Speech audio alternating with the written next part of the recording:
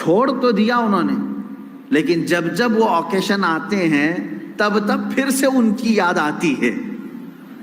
وہ خرابیاں جن کو تم چھوڑ کر کے آئے ہو یاد دلاتا ہے ایک بار اور چلا جاؤ. اس کے لیے کثرت سے یہ پڑھا کریں. جب جب ایسا وسوسہ آئے کہیں اعوذ باللہ من شر الشیطان الرجیم. آج ہی صبح گناہ سے توبہ کیا، سوچا کہ نہیں کروں گا یہ گناہ، لیکن رات ہوتے ہی پھر خیال آیا ایک بار اور کر لو.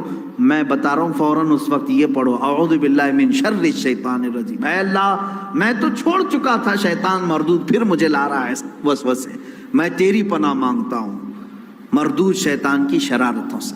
یہ باتیں یہاں تک ختم ہو گئیں.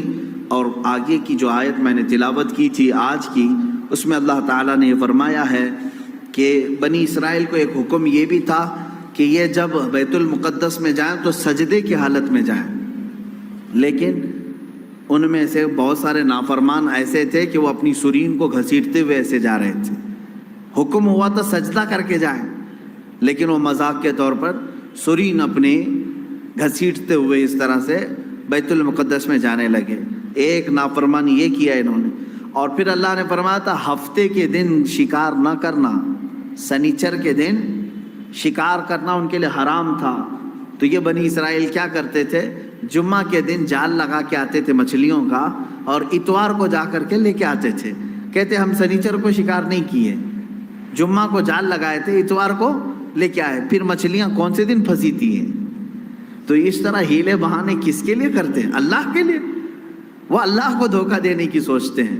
جیسے کچھ لوگ زکوٰۃ چھپانے کے لیے کرتے ہیں، سال ہونے سے پہلے کسی کو مالک بنا دیا، بھائی سال نہیں ہوا میرے پاس، وہ 6 مہینے رکھا اس نے واپس لوٹا دیا. تو یہ بنی اسرائیل کی وہی حرکتیں ہیں میرے عزیزو. اللہ کا عذاب آئے گا ان چیزوں پر. تم ایک دوسرے کو چھپا سکتے ہو بہت ساری باتیں، لیکن اللہ رب العزت سے کوئی چیز نہیں چھپے گی.